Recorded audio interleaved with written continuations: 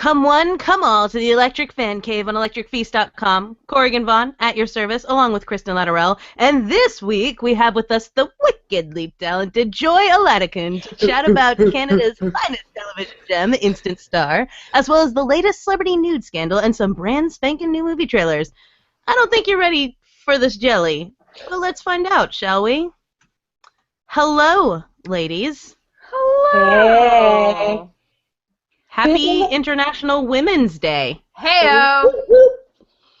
Whoop whoop. Show us. Oh, you're debuting your buzzer already, Yeah, Joy. because it's super good. I've already forgotten what mine is. Was that supposed to be a secret? No, that's fine. You can debut it whenever you want. You know, cool. you can do a big Good to know. unveiling. You can straight out the gate. You could just say that the entire rest of the show. Yeah, that's your answer to everything. Woo woo. Whoop whoop. Yeah. Good times.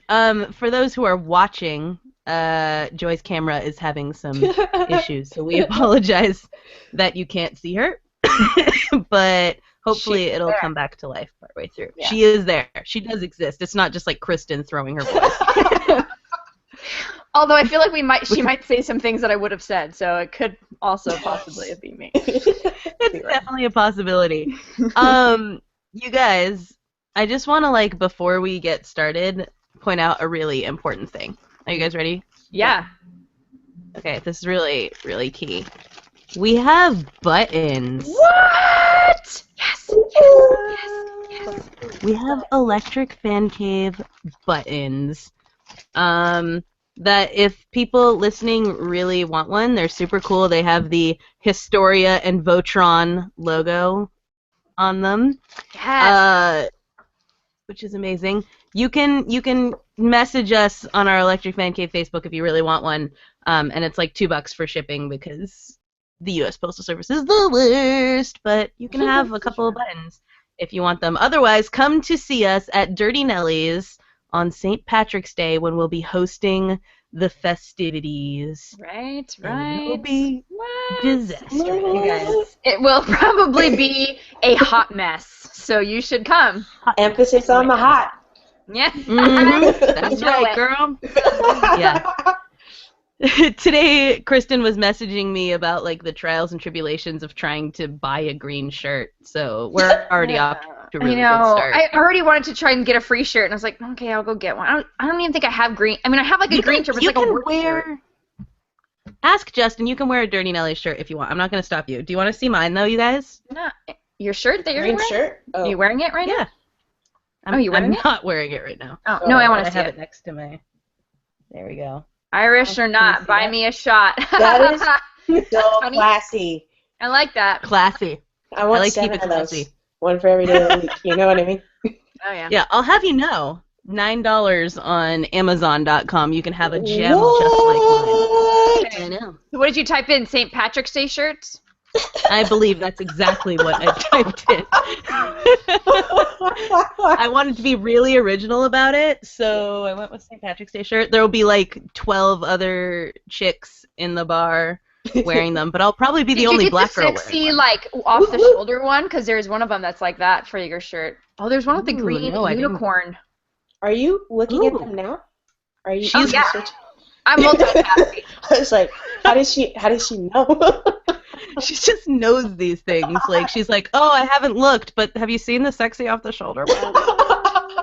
I should get this Really one that's not. a tie. Just a tie shirt with the shamrocks on it. A tie A shirt? tie shirt? You know those shirts that just like the tie is like the decal on it, so it looks like you're wearing a tie? Oh, okay. I was like, Kristen, you can't just wear a tie and no shirt. No. I'm gonna veto that right now. Yeah. Okay.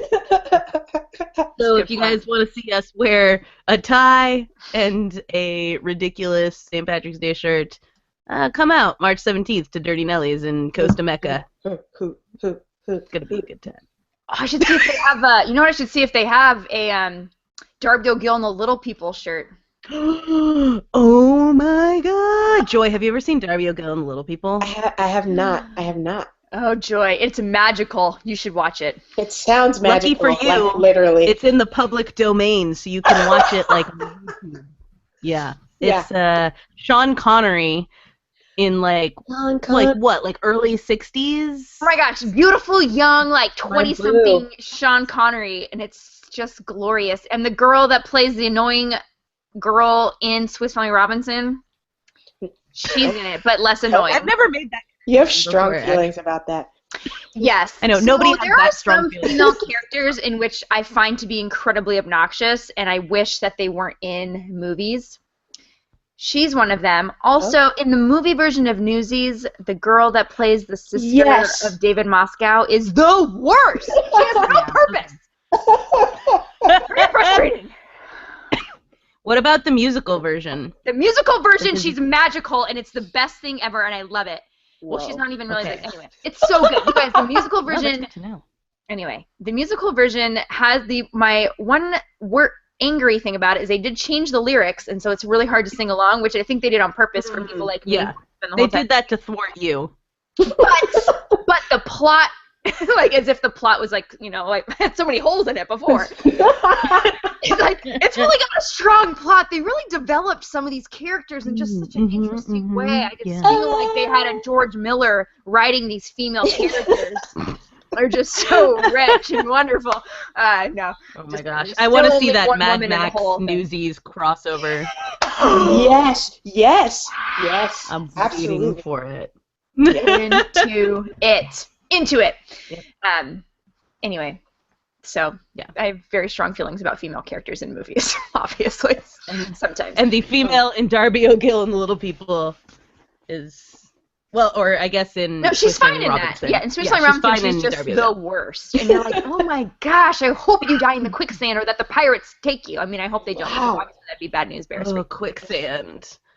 Anyway. Okay, have you guys seen that meme that's been going around that says something along the lines of, like, when I was a child, I, like, vastly overestimated how much of an obstacle quicksand was going to be in my life? Yes. No.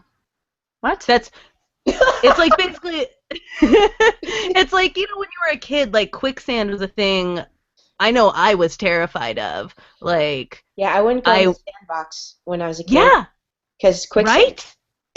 Because quicksand. What? And then you grow up and you realize it's like not actually like a thing, you know? Like we don't have to worry about that. Yeah, it's not. I mean, it's a thing. It's a thing. It's like a real thing. You should worry about it a little, thing. But not as much as you were worried about it.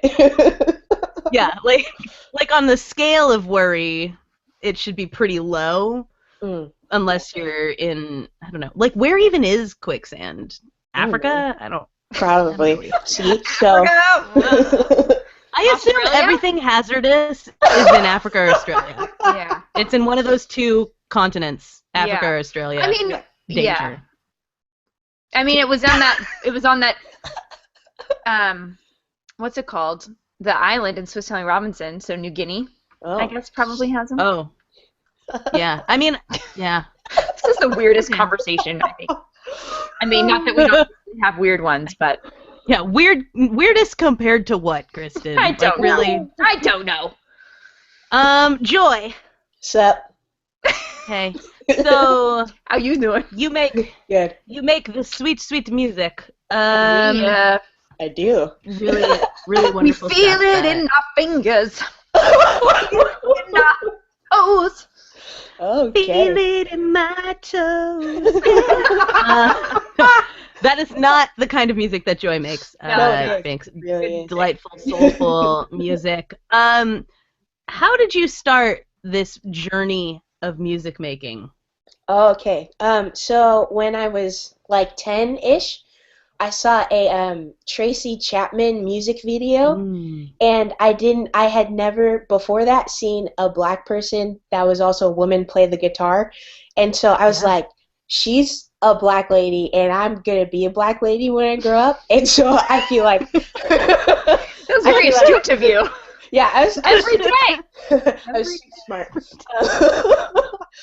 Yeah, so I was like, oh, I'm gonna buy a guitar, and so with my Christmas money, I bought a guitar, and I wrote my first song about the Lord of the Rings, and it's what? Yeah. Wait, seriously? Do you remember it still? No, it was about Aragon, and so it was like Aragon the Strider, he is the Midnight Rider, and it was just like one string on the guitar, and it was painful. My mom at one point told me to stop playing it.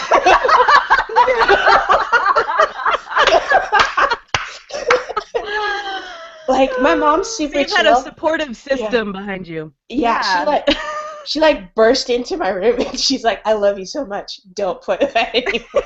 Please stop. For the love of God, please stop. Oh, Oh my moms gosh. are so supportive. Yeah. So I know. supportive. That's incredible. Yeah.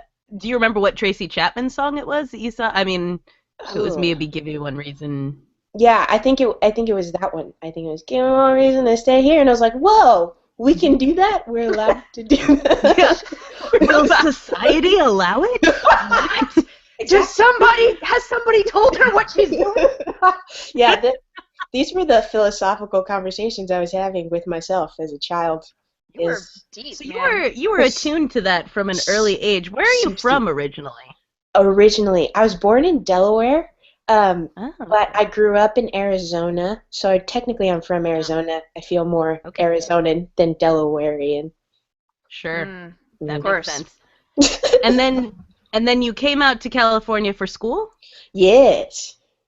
Okay. And that was when you first moved out here. You didn't grow up part of your life here. No, I've wanted to live here since I was like in the 6th grade. That was like the dream. And so when it was time to go to college, I was like, I'm gonna come to college in California. And here I am. That makes sense. Yeah. And here you are at this point. So I mean, it's so interesting to me, like early on, that you saw Tracy Chapman on there, and you immediately sort of understood this was something different. And then moving to Arizona, which we know is not exactly the bastion of racial tolerance, and then to Southern California. Yeah. Oh, I know. I mean, I don't want to step on any toes here or break any hearts or dreams. Oh my gosh. Yeah, I but love you. and It's crumbling. yeah, and then to Southern California in a university that's also not the most racially diverse place on the planet. So what was that like, sort of, having this awareness of what's different about you and being in these places that that aren't necessarily the most conducive to understanding who you are, Wow. Okay. I like to jump right in, I'm not gonna go easy on you here. I was like, so what's your favorite color? And A little bit. So that's a great question. What was it like? It was, I don't know. I've never, like, I've always been aware of, like, the fact that I'm African American. What? But I think I grew up in like a really like unique like family situation where it was like, yes, like this is like, I don't know, my parents always like hammered it home that it didn't have to limit me or define me as a person or define who I hung out with, and it's not like there are a ton of other black people in Arizona, so that helped me like meet a lot of people from different backgrounds. And so I think, I don't know, I just, not that I haven't thought about it, but I think I've had a freedom for a long time of just being able to like be me without the limitation of like, I don't know where I fit in or how I fit in, and just, I don't know, live my life.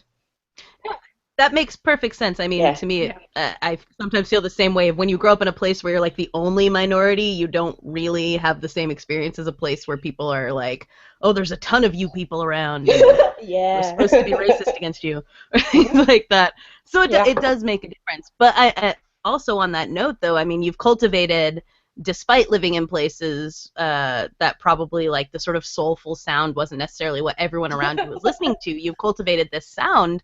So how did that, like, how were you inspired and in spite of probably a very different sort of sound around you? Oh, yeah. That's interesting. I think if you, like, break apart my, like, songwriting, like, the sound is, like, super soulful, but so many of the lyrics and the way that I write are influenced by, like, folk and country music, because I grew up in a farming town. And so it's Yeah, so you can kind of like sense that vibe a little bit. But I was thinking about this today because every like Tuesday I watch a documentary about music. Ooh. Is that just like your Tuesday ritual? Yeah, it's ever since I decided to not have a grown-up job and be a full-time musician, I felt Nice. like it was like super important to like learn more about music and about the people I look up to.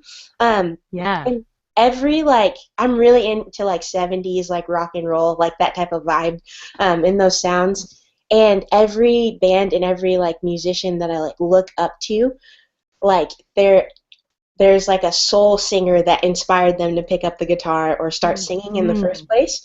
And so that was kind of as I started cultivating myself as an artist, like wanting to move towards soul because that's the root of all the music that I love and the music that I like to make. Yeah. Wow. Wow, that's really interesting. And what like I like this idea of sort of a discipline of like Like a taking schedule. in yeah, a schedule like I mean if you're going to do something and really dedicate yourself to it as like an art and a profession, the idea of creating this discipline of, seeing how other people do it. Yeah. Yeah. So on that note as well, so you say you're influenced by a lot of folk and country. If you were to give us like your top 3 most influential artists in no particular order, but like the 3 people that, your desert island musicians, who would it be? Oh, that is a question. So this one always comes as a surprise to people, but my favorite artist of all time is Phil Collins. Like, girl, you are in good company. I just say, we performed Invisible Touch at my wedding. Oh my gosh, that is my song. It's on my Tambourine Time playlist. Okay, so wait, say back to what your Tambourine Time playlist? Okay, this is a side note. So I don't have a car anymore, but when I used to have a car, I had a CD player, obviously, and I had a Tambourine Time CD. And when I was in a lot of traffic, I would pull my tambourine out from behind the passenger seat, put on the Tambourine Time playlist, and just play along with the steering wheel. That must have looked hilarious to everyone passing by. To you in the car. Yeah. Right? There's like someone shaving, someone reading the newspaper, and Joy just like tambourining away. Yeah. Jam into Phil Collins. You're like, yeah. Can I also give you a quick interlude on this tambourine thing real fast? Yeah. I went to Vegas this past weekend. And I finally, after a million years of being a huge fan, got to see the Gin Blossoms. Who yes! Yeah. Yeah. I've loved them since too. Did you really? Yeah, my friends, like 2 years ago, they played down in Carlsbad? No, San Clemente, and my friends opened for them. What? Oh, that's right. I do remember that and being super jealous that that happened. And I was sad I didn't know that you were. I mean, I guess I should have assumed, but I just. I know. I love the 90s, but it's okay. Sorry, I'm over it. Saw Gin Blossoms. I saw Gin Blossoms this weekend. Super small venue, the Golden Nugget on Fremont Street in Vegas. Way. And so like I got to get down in front and all that kind of stuff. But the great thing is like the lead singer, Robin Wilson, was like clearly a little intoxicated and kind of phoning it in a little, but like in a good way. Like he's gregarious. And so he gave this woman his tambourine in the front row. And for the rest of the show, it was like she was this like gypsy queen in the front with her tambourine. She could not be tamed. And it was the most amazing thing I have ever seen. I find out like you really like figure out who people are when you give them a tambourine. You know what I mean? I think that's probably 100% accurate. Yeah. I love that. It's like people like, you always know who a man is, like when he's facing his death. And Joey's like, nah, just give that fool a tambourine. Then you know. Then you know. You know what I mean? Yeah, we don't need to get extreme. Just give him a tambourine. So Phil Collins. I'm on board 100%. Yeah. Cool. Yeah. Two more. Dang, this is actually really difficult. Oh, it's meant to be. We like to torment our guests a little bit. Yeah. I'm feeling the pressure. Okay. So,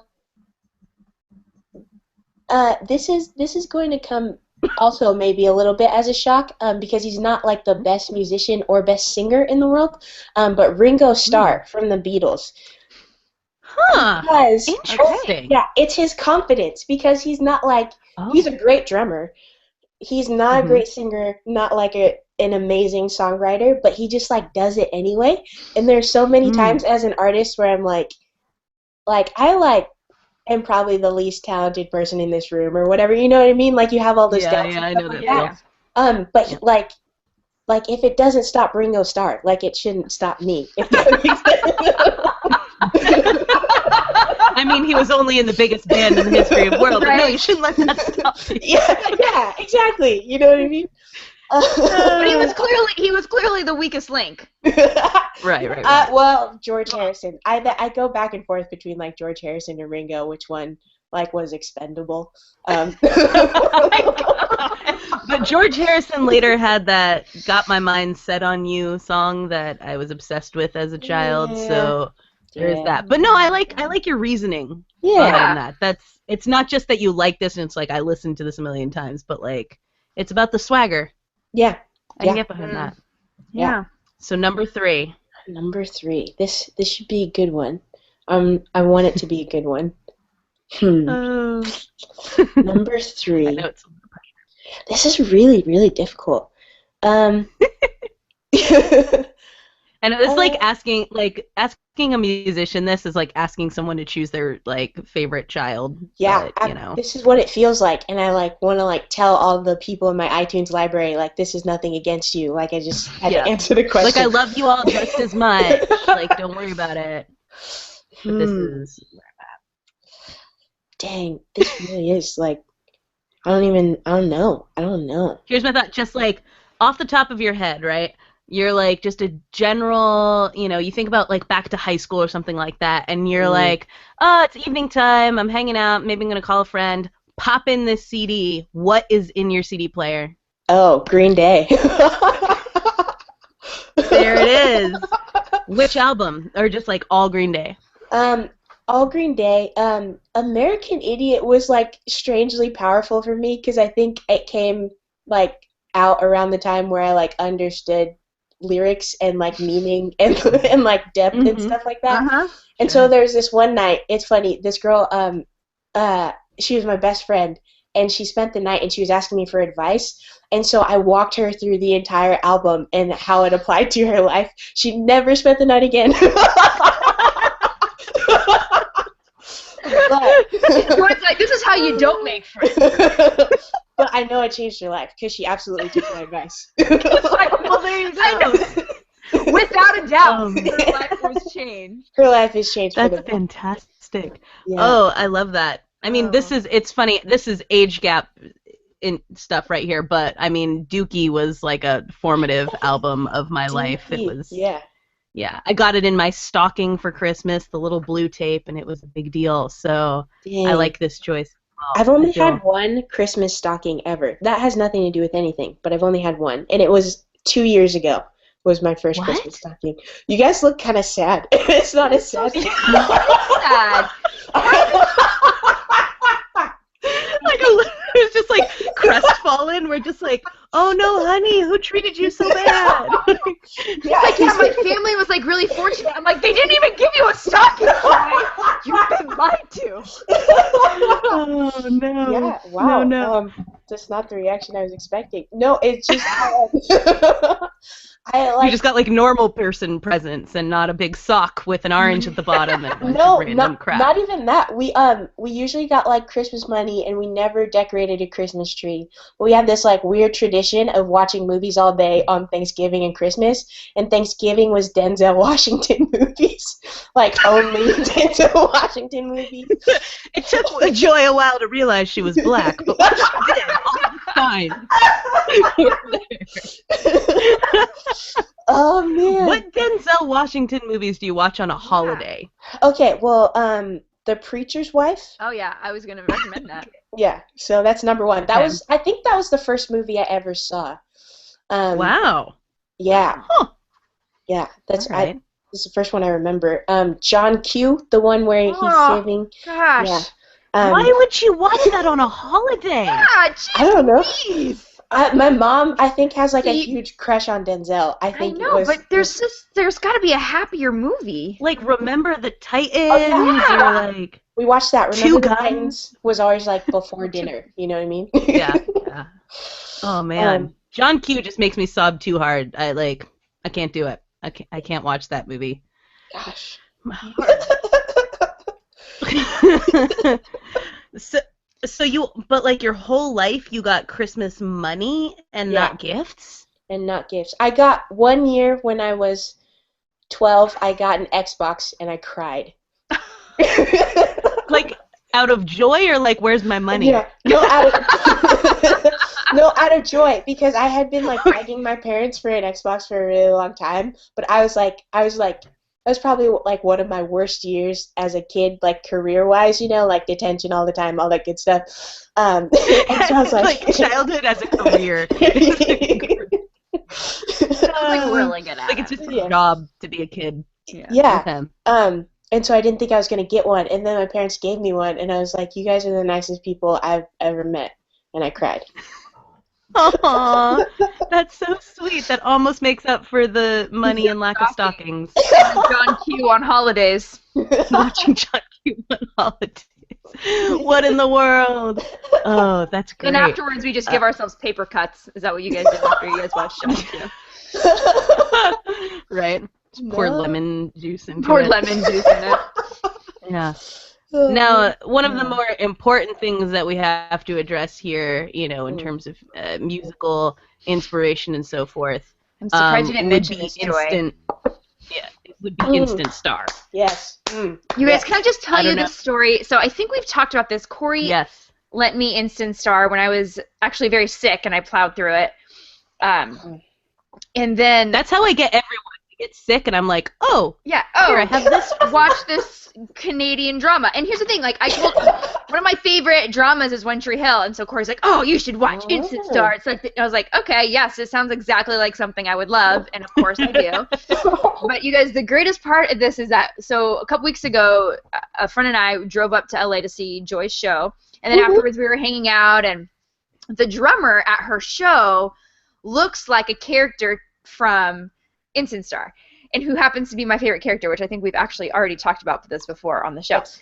He's like one of my, I love him, and so I was like trying to explain it, and I'm thinking to myself, like, this is a stupid story to even start, because Corey isn't here, and so no one is going to get this but me, but I'll go with it anyway. And I was like, yeah, he kind of actually reminds me of this guy's, well, have you guys ever seen Instant Star? And Joy's face is like, you've seen Instant Star? And I was like, you've seen Instant Star? And everybody at the table was like, what the hell are you guys talking about? And I'm like, oh my gosh, it's this amazing Canadian soap opera. And then it's like blank stares. I've lost everybody. Nobody cares. And then me and her for the next one were like, and I'm like, oh my gosh, it was this magical moment when I'm like, I've never experienced anything like it. I've never actually met another live human being that likes Instant Star. Oh man.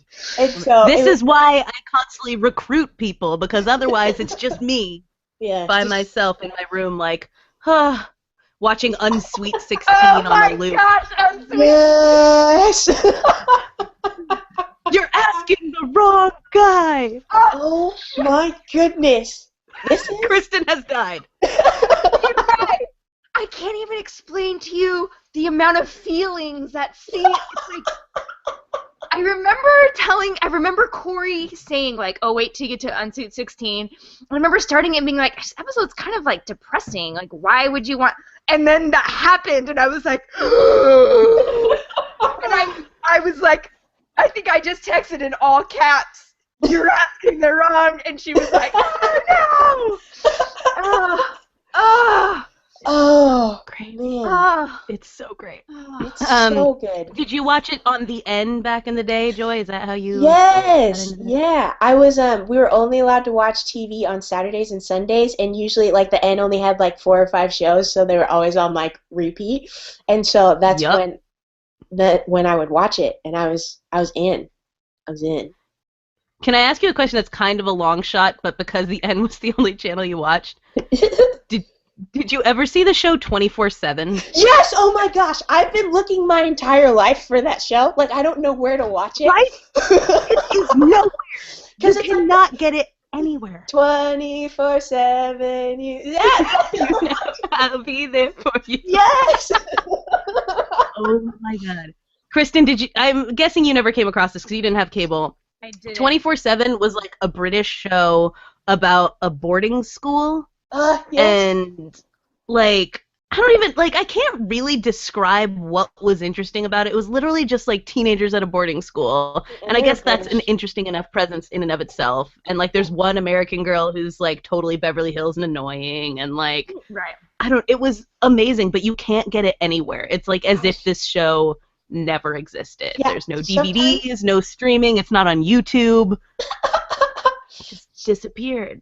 Sometimes when I'm bored, I'll Google 24/7 to see if I can find it, and nothing happens. I'm so glad I'm not the only one who's done this. You guys, this is a magical conversation. This is good. This is real good. Yeah. Thankfully, though, this and like Being Eve are available streaming. So there's some the end that you can get to. So Instant Star is streaming. It's on. Well, actually, is it still on Netflix? I don't know. You can buy box sets. It used to be on Netflix. But I mean, the music in that show So good. is so good.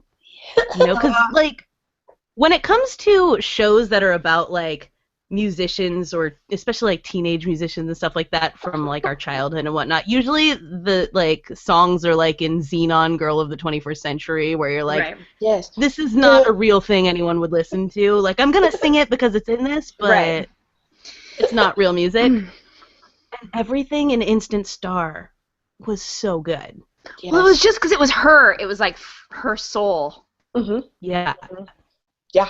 And Absolutely. Alex Johnson like co-wrote a lot of the stuff course that she was did. in it. Alex Johnson was the girl who played Jude, the lead in it. She was also So good. Jude It's Harrison. so good.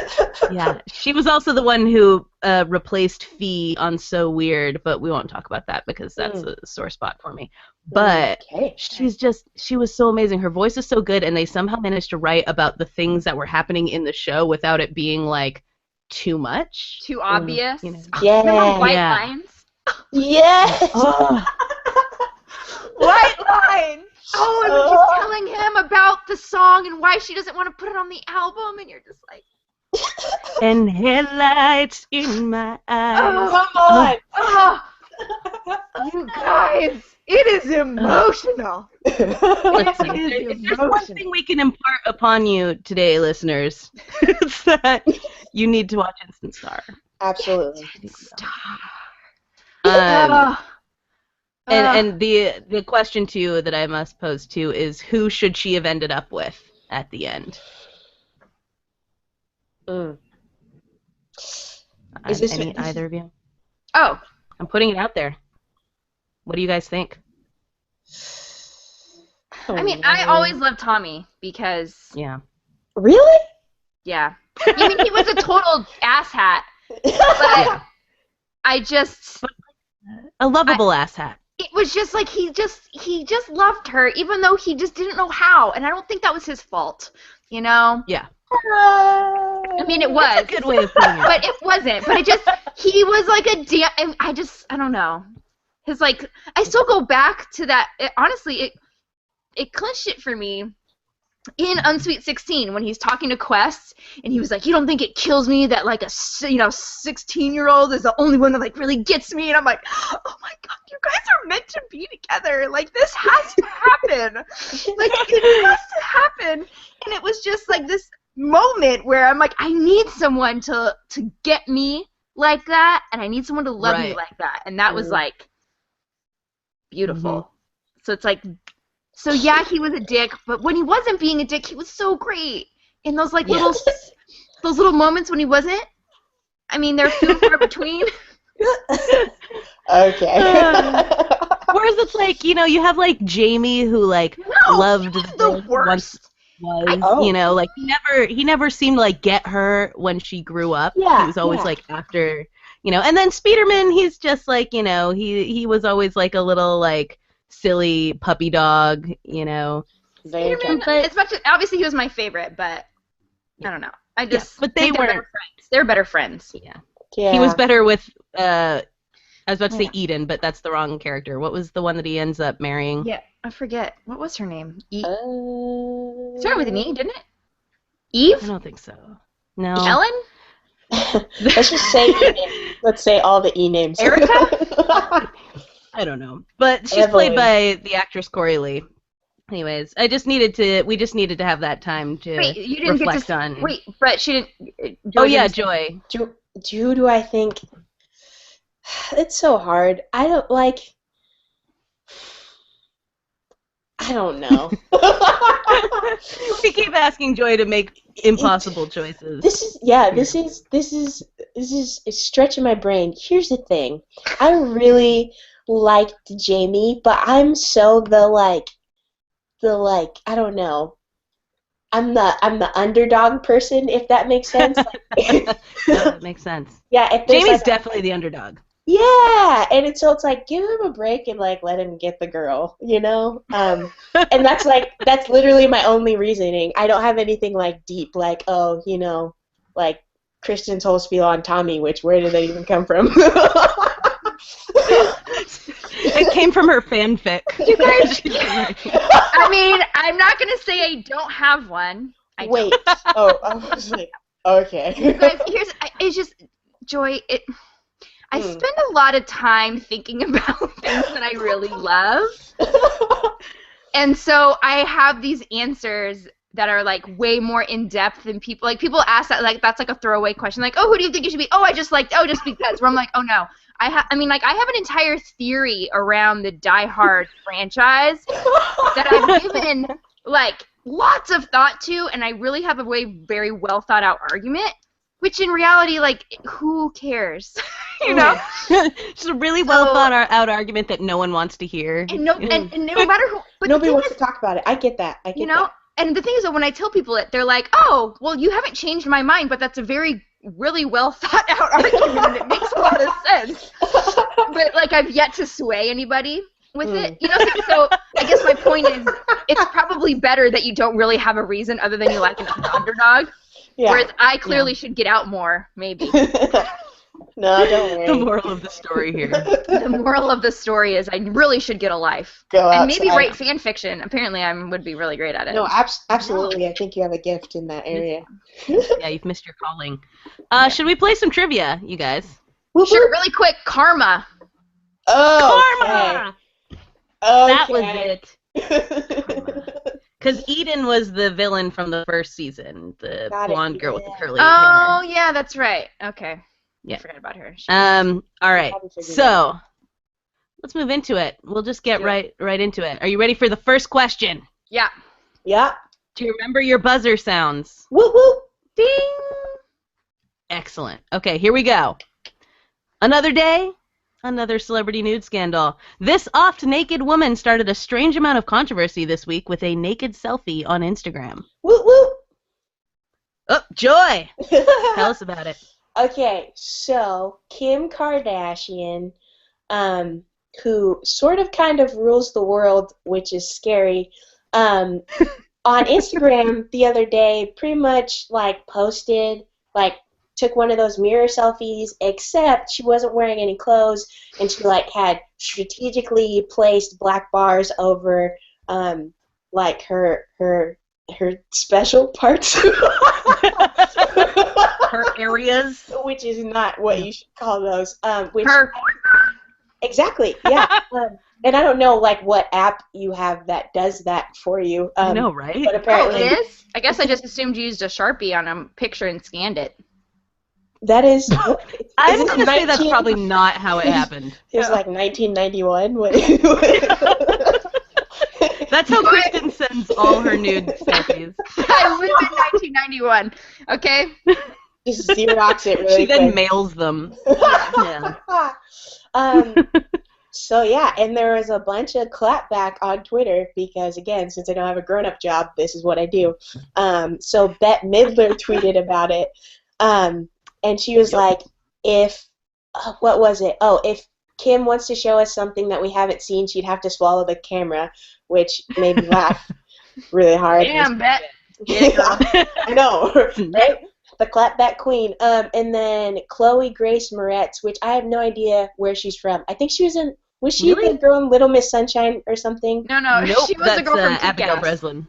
Ah, got it. From what? Kick-Ass. Oh, yeah. Yeah, you know. In that new Fifth Wave movie. Yes. Yeah, yes. she's in Fifth Wave. She was in that Johnny Depp movie I like so much, the Tim Burton one. The Dark Shadows. Coraline? She's on 30 Rock. So good. She's Coraline?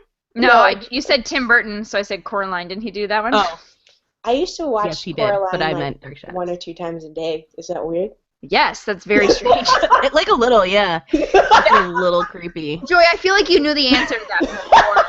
I just wanted someone to say it wasn't weird, but that backfired. So Yeah, no, sorry. Yeah, that's like super creepy. Don't tell people that. I won't. Have you ever read the book? No. There's a book? Oh. Yeah.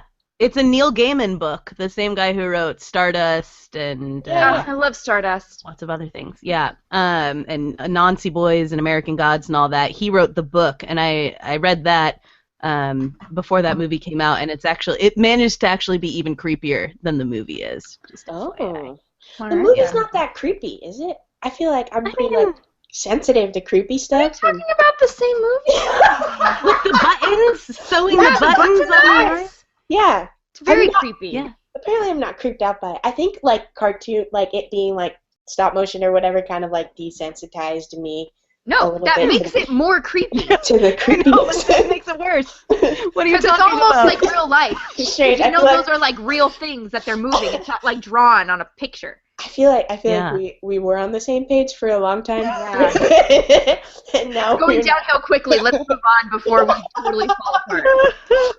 What did Chloe Moretz Grace or whatever her name is? I think she Chloe Grace Moretz. I think she just retweeted Bette Midler's tweet, which is well, she said I think I hope to Kim Kardashian. She was like, I hope you realize how important it is for girls to set higher goals and to know that we're more than just our bodies, something like that. Which is Twitter is not where you have that conversation with anyone, but not with Kim Kardashian. You know what I mean? Because she seriously, good point that you made in 140 characters or less. I'm gonna change my life.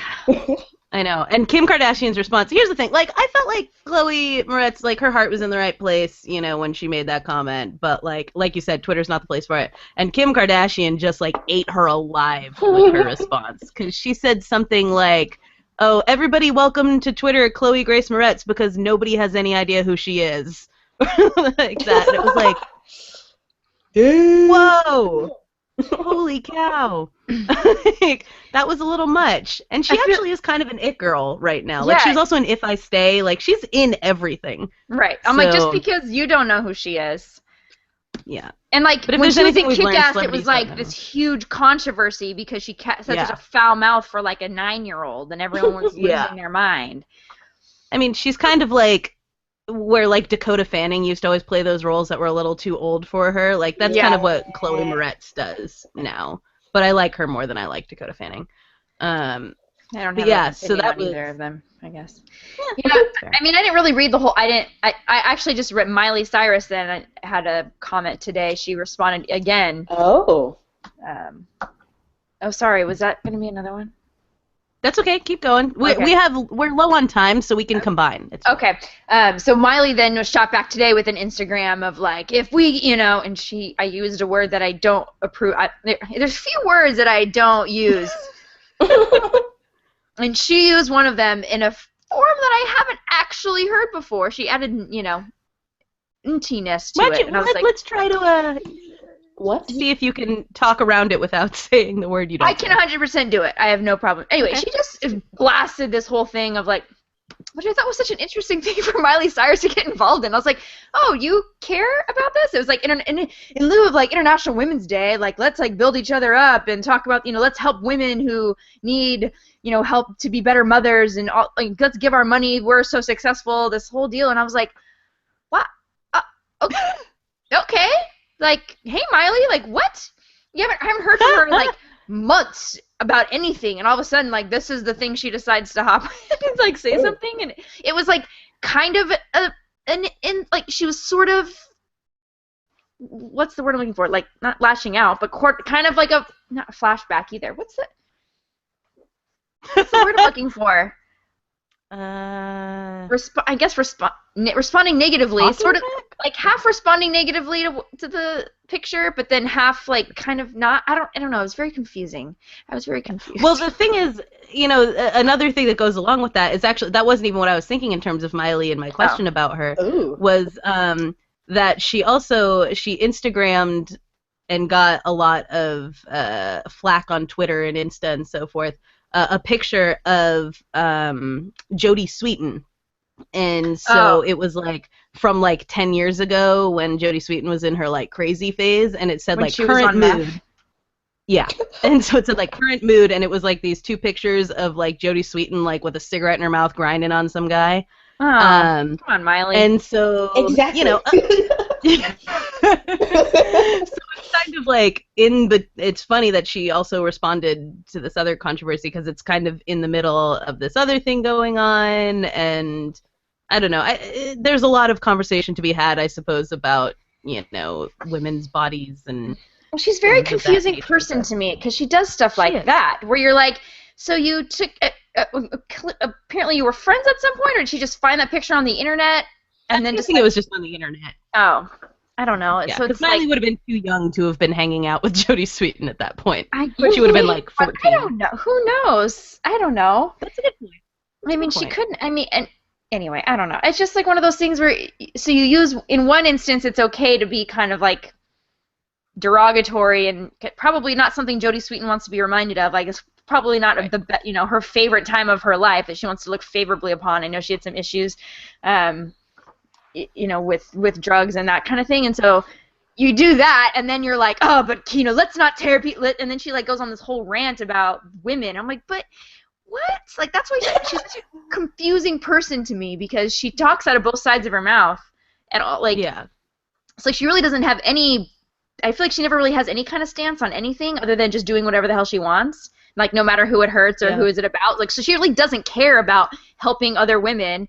Mm-hmm. She's like, oh, me included. I'm like, as if that, like, gets rid of the guilt that you feel for not actually doing these things that you talk about? Or I'm so confused. Or maybe you are doing them and knowing, I don't know. It was just this weird, like, I'm going to talk about women, and I'm going to post this picture of this woman who, obviously was going through a hard time, but then I'm going to come back and say, but we probably should be nice to each other and build each other up and help people who are in these terrible situations, except for this one time when but except when it's like works in my favor to be an asshole about it. Yeah. And so you're like, my thought is it's like, just stop talking altogether. I think the way I always look at Miley at this point in her life is, like, for one thing, I think, like, it was a misfire. I think it's one of those things that, like, easily, if Jodie Sweetin weren't on Fuller House right now and people weren't protective of her, nobody would have, like, batted an eyelid, because that's the kind of thing people post on Instagram all the time. Like, current mood, here's a dopey picture of someone from the past. Like, they wouldn't have really thought about it. But, like, she's a mom, and now she's in the spotlight, so this stuff is, like, a thing, and you don't want your past haunting you like that. So it was poorly timed and in bad taste. Which is Miley. She's in bad taste most of the time. But I think you're right that, like, she doesn't necessarily take, like, a firm stance on anything so much as just, like, do whatever. And I look at it being like, I have to remember she's just wicked young, and that's not an excuse. It's just a mindset. Like, she's not just young age-wise, she's in a young mindset. How old is some people are really mature at 22 or whatever, and she's not. She's just, like, she's a kid. Still, and she acts like a kid who's exploring things, and so I guess that's the one thing about the internet is, like, you have to listen to that. I'm like, if for the most part you can, like, ignore the 20 or 22-year-olds, like, I can just not hang out with them because I think they're obnoxious or whatever, or no offense, Joy, you're probably like 22, right? 23. 23. I mean, you're obviously the exception to this rule, but but then, like, on the internet, just anybody can. I mean, I think me included. Sometimes people are probably like, I don't want to hear this funky girl and her weird things that she does. And so for me, I'm like, that's kind of one of my things about the internet. I'm like, oh gosh, and now this is a thing. It's this huge thing.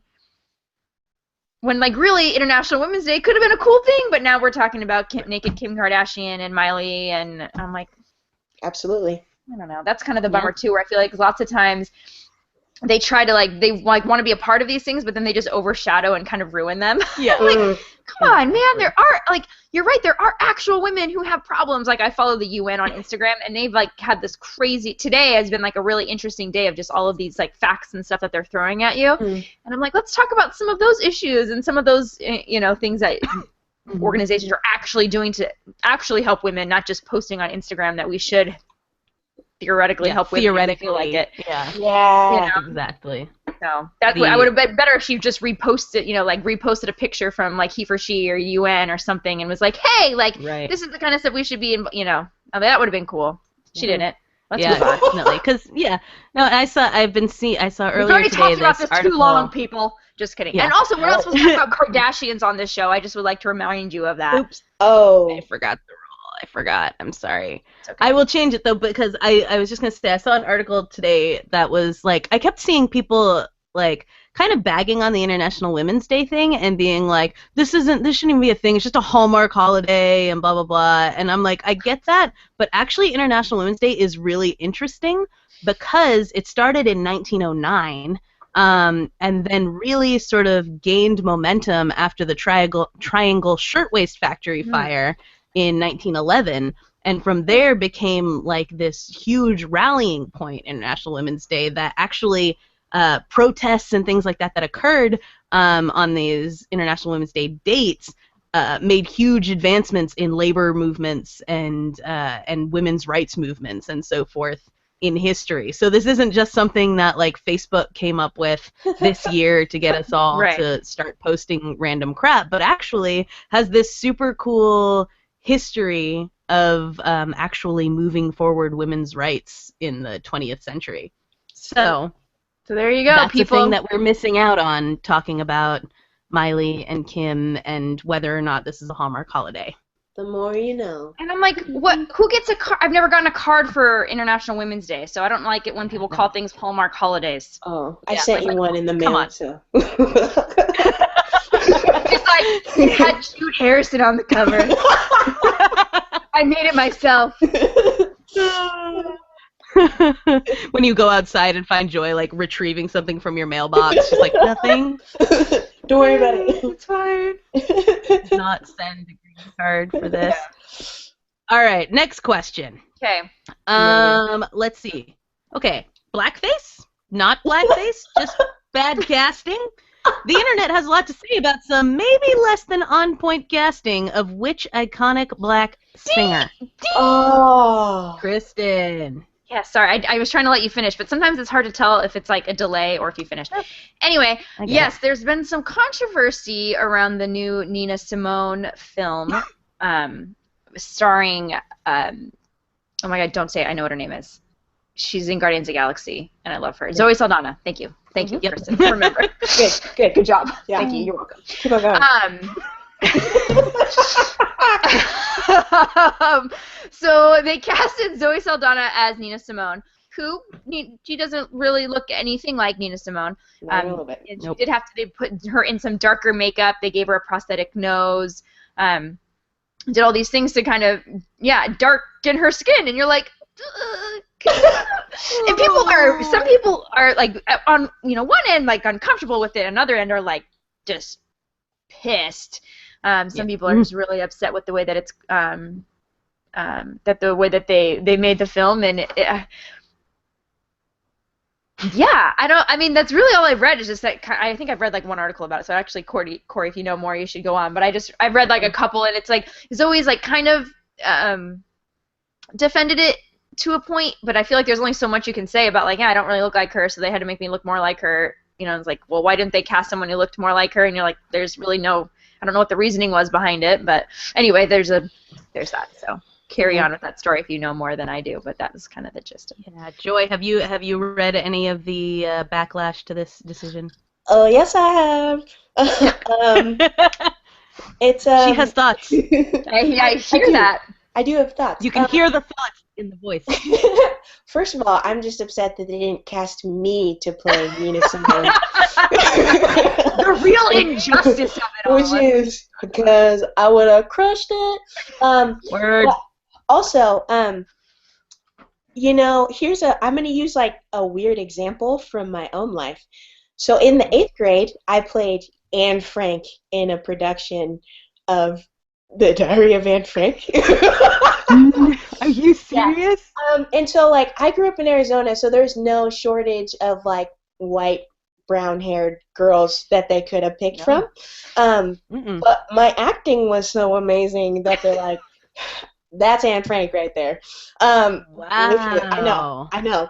And it's not That's like incredible. they, like, put me in whiteface, which I don't even know if that's a thing, or, like, tried to make me, like, look more like her. They just like let me play the role, which I'm sure confused a lot of people. But I think like there's this thing that I have against them putting her in darker makeup just because it's like she's black. Like at least like part of her like I don't know, her ancestry is African and I think if you're gonna pick someone who doesn't look like Nina Simone, then just kind of like let her be a little like I don't know, Right. just let her be herself playing Nina Simone, you know, instead of I don't know. Doing No, a I bunch think of that's weird a stuff. really great point because you know often Keo and I will talk about this and one of the things that drives him insane is that like and actually I had a sort of frustrating experience with this at a fan con last week where basically someone had said that like the only anachronism that they can't handle is like a person of color being in a role that they shouldn't be in, you know? So it's like, sure, this story is like steampunk and all that kind of stuff, but what really makes it unrealistic is that Will Smith played a cowboy and there wouldn't have been a black cowboy spy in the 1800s. Here we go. You know? And it's like, yes. I was providing backing music. You're getting. Yeah. And so like, but that really what we were talking about. But you know that's kind of the thing is that like there's a lot of things that we tolerate in terms of anachronisms and something like half the historical dramas that we make about America are starring like Australians and Brits and like it doesn't bother us that like they're not Americans playing these parts, but as soon as you put someone like a black woman playing Anne Frank or something like that, you know, can you imagine a movie doing that even if it was the best person for the role? I know who should play Anne Frank. Is it you, Joy? Yep. Zoe Saldana for Anne Frank.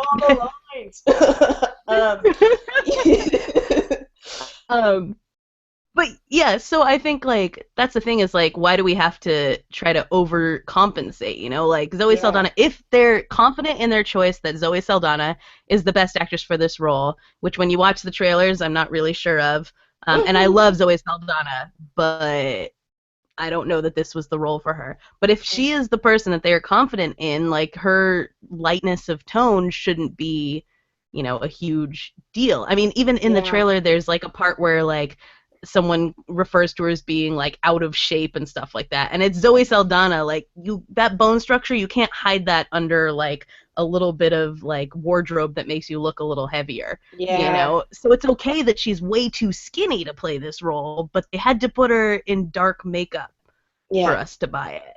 You know? So I think you're right in that. It doesn't sit well. That's how they decided to do this, you know? And I feel like it's hard to. I don't even know. Yeah. Nah, actually, never mind. Kristen looks wistfully off into the distance. Yeah, I don't know. I feel like for me, like just even going back to, I haven't even watched the trailer. Honestly, I haven't watched the trailer even, so I don't know whether or not Kristen doesn't have internet, so she's really a little. My life is limited right now. What? Yeah. Yeah. What? The internet at my home is not up to snuff, so it's like I keep having to find random places. So I had a meeting late at work, so instead of going home, I'm just in my office. You know? Yeah. I know. My life is really hard. I mean, I'm so glad for International Women's Day I can kind of observe, you all can hear the plight of my terrible life as a white woman. Amen. Amen. It's hard, you guys. It's really hard. The struggle. The struggle is real, and it's present, and it's daily. It's something that I wake up every morning and I'm like, God, still white, still woman, still don't have internet. You know, this is actually a legitimate complaint of Kristen's. Is still white every day.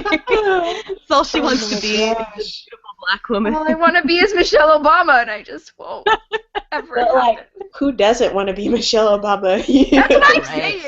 Thank you, Joy. You don't have to rub it in, okay? I get it.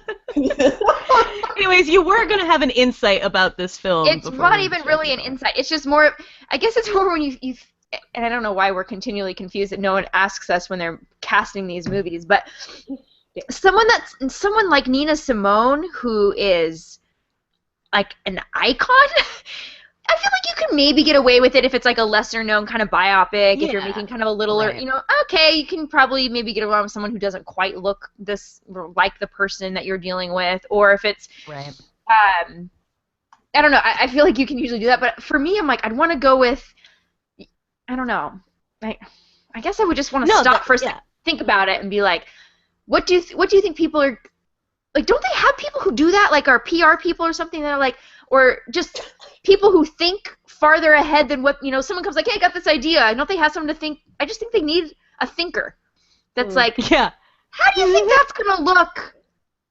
Yeah, everybody needs like a scholar of like race and feminism on. Or just someone who knows what Nina Simone looks like. Like they have a picture, or I don't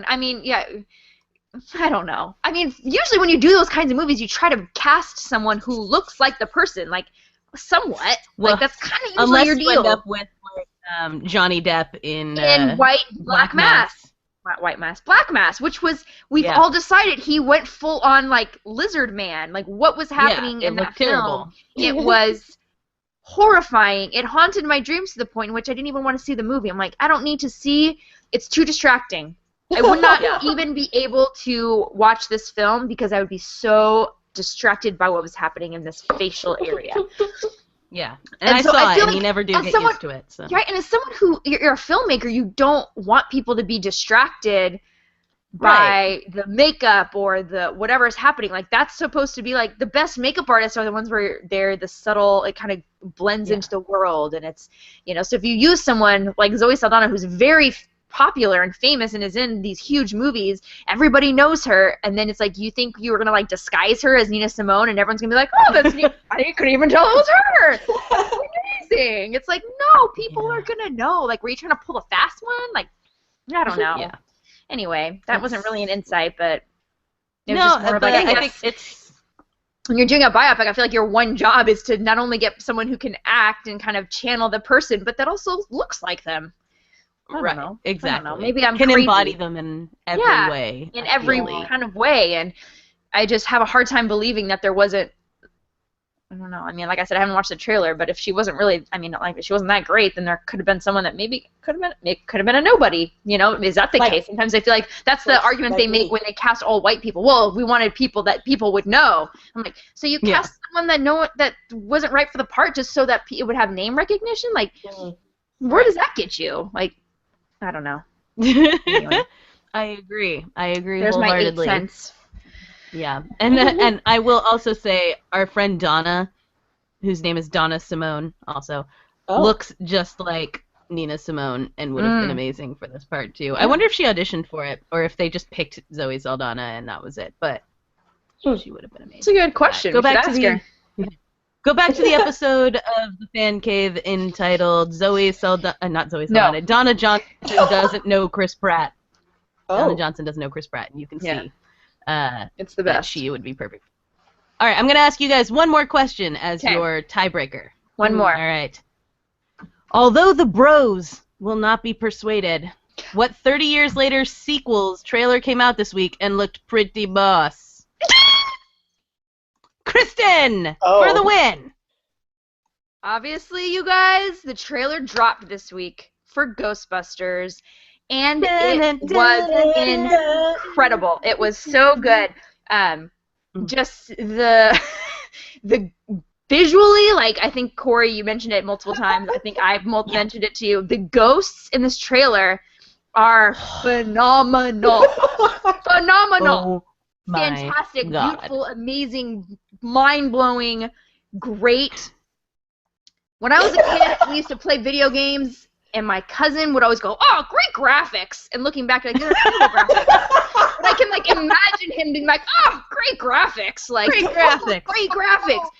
It looks funny. It looks like they've got these, like, nerdy scientist ladies, but then they, I think they're just really doing a great job, and I'm so excited. It looks funny.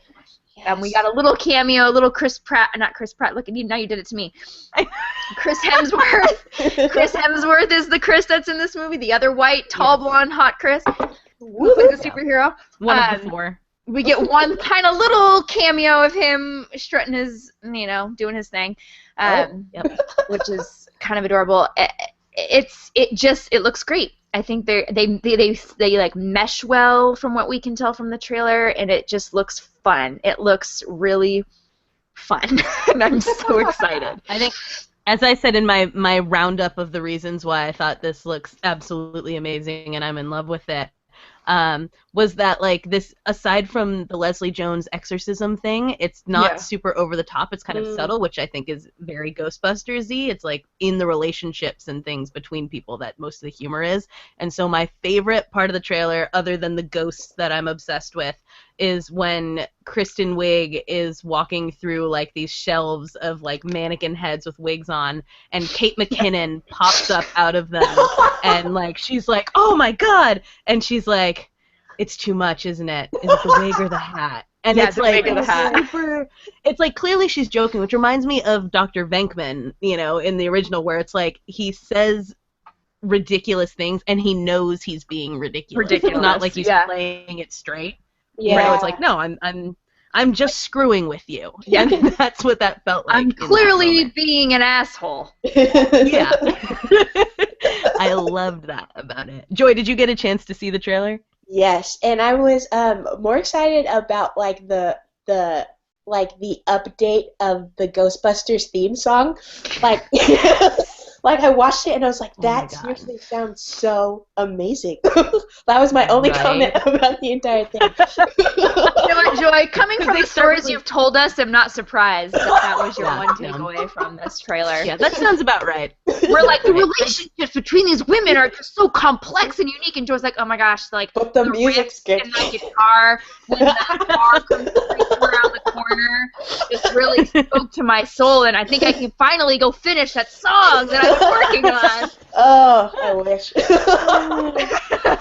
It starts with that, like, the piano thing that's so popular these days, like the slowed down piano version of the song, and then it breaks into this remix. It's so good. It's so good. I have to have watched this trailer now, like, at least 15 times. I just keep watching it. You guys, so I was at a conference the day that it dropped, and you had posted it, and then a friend of mine had sent it to me, and he was like, I know you've probably already seen this, but just in case you have it, and we were legit just meeting all day from, like, 8:30 until almost 5 o'clock, and then we had dinner reservations to go and, like, kind of debrief from the day of it, so I was, like, drained, and I had, like, 20, 30 minutes in between getting back to my hotel room and having to leave for dinner, and I'm just going to be honest with you, I got home, I, like, took my pants off, I laid out on the bed, and I was like, I've been waiting for this all day, and I was like, yes, and it was the perfect antidote to my, like, crazy day. That's glorious. Yeah, it was pretty awesome. It was pretty awesome. Ghostbusters, we're on board. Still, obviously, the guys who have along the way been like, this is a stupid idea, still hate it. And we still hate them. Happen, so it's totally cool. We still hate them. Yeah. Cool. It's fine. No skin off my nose. Is that a saying? Yeah. Not at all. Is it really a saying? That's really a saying. No skin off my nose? I think it's like skin off my back. It cannot be no skin off my nose. Nose. Boy, if you're going to try and take me to the fight here over old people's sayings, you have picked the wrong person to fight with. That's probably true. No skin off my nose. I don't know. I don't know the etymology of that. I don't know why we say it, but I think it's a thing. There's one that says no skin off my ass. And no skin off my back. Oh, no skin off my nose. No skin off my nose. Also no skin off my teeth. So, yeah. you know. I was going to say teeth, but I think that's like a different, like you say, by the skin of my teeth. It's like, yeah. Just eked by. Yeah. And like, I made it by the skin of my teeth. But that's how you have to say have it. Skin, so that's always confused me. Yeah. I know it is. If your teeth have skin, you need to go to the dentist. For real. That's my wisdom for the day. So this week, Kristen pulled through with the win. Congratulations, laddie. It's okay. Joy, but next time you're gonna have to come back and defend your honor. Yes, I believe. Tell us, you have a single and an album coming out. Tell us a little bit. How can people get a hold of that when it comes out? Where should they be looking for you on the internet and all that jazz? Everywhere. Everywhere to me. That song is a jam. I know. It's such a fun. Okay, go ahead. Cool. So I have a single coming out on March 25th, the 25th day of March. Saturday. It's a Saturday. That's good to know.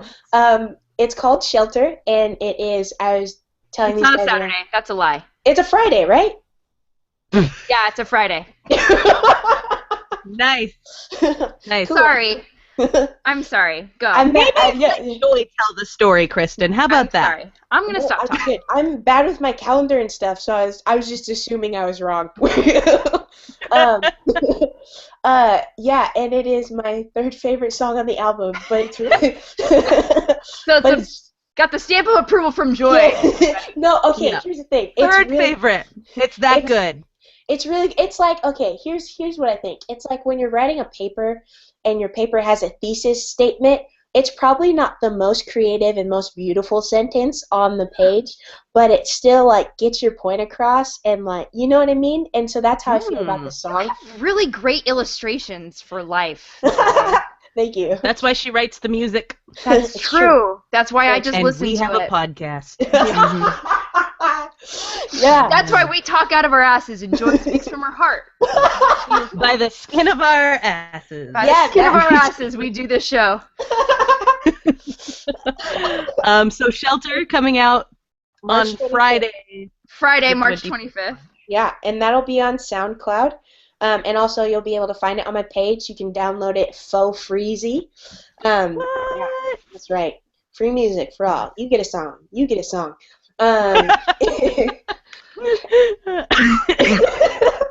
Sorry.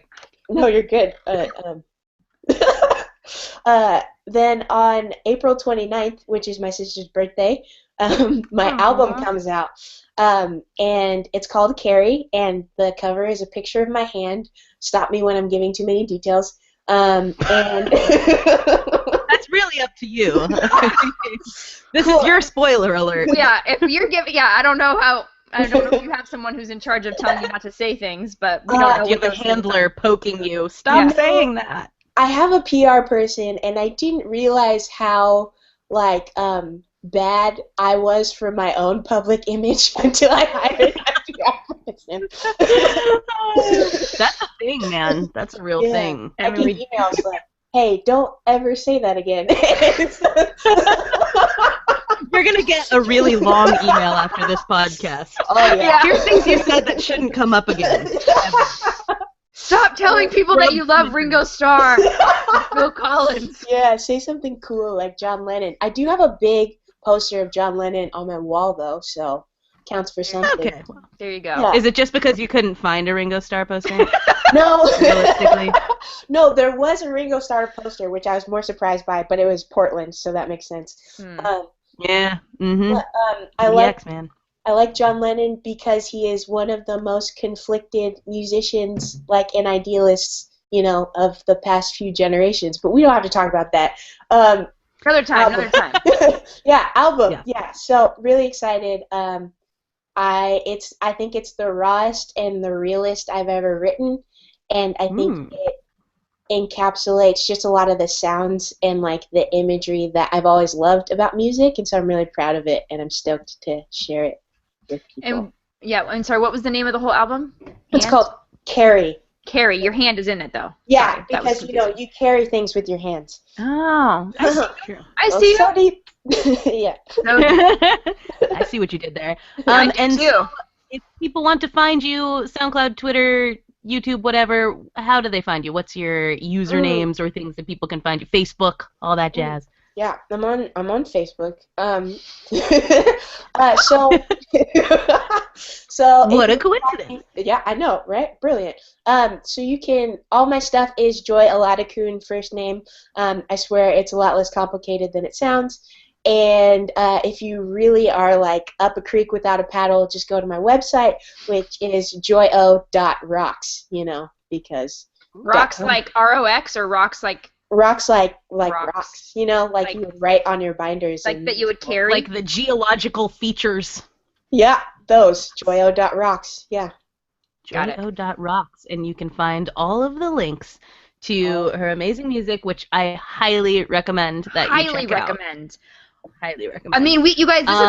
This is like up there with instant star recommendations here. Wow. Yeah, we're like, I'm honored. this is not fooling around, you guys. I mean, when I'm she gonna go home and write becomes famous, fanfic. you're gonna be sad that you I'm didn't. gonna write fanfics about Joy. Okay. And Speederman.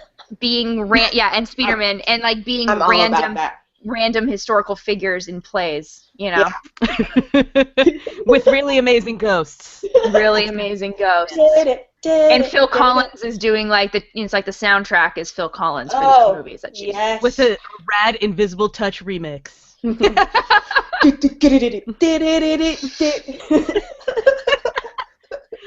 Well then, thank you so much for joining us, Joy. It was delightful to have you. It was fun. I had fun. Yes, I'm so glad. I hope you'll come on back sometime and join us again. Yeah. So for this week then, don't forget to follow us on iTunes, on Stitcher, on YouTube. All those things are Electric Fan Cave. On Facebook, Electric Fan Cave. Go to electricfeast.com for the blog with the links to all the things that we've talked about.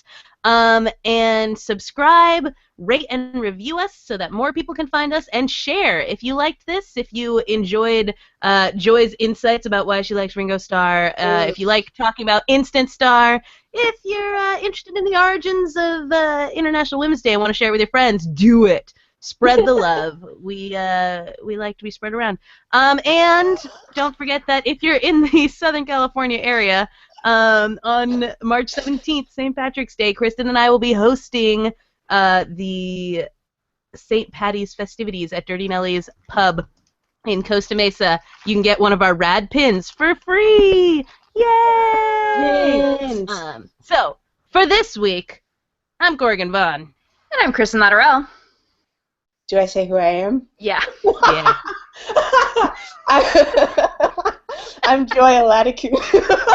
We really should prep people. Peace out, every everybody. single person never knows what to do. Take it easy, kids.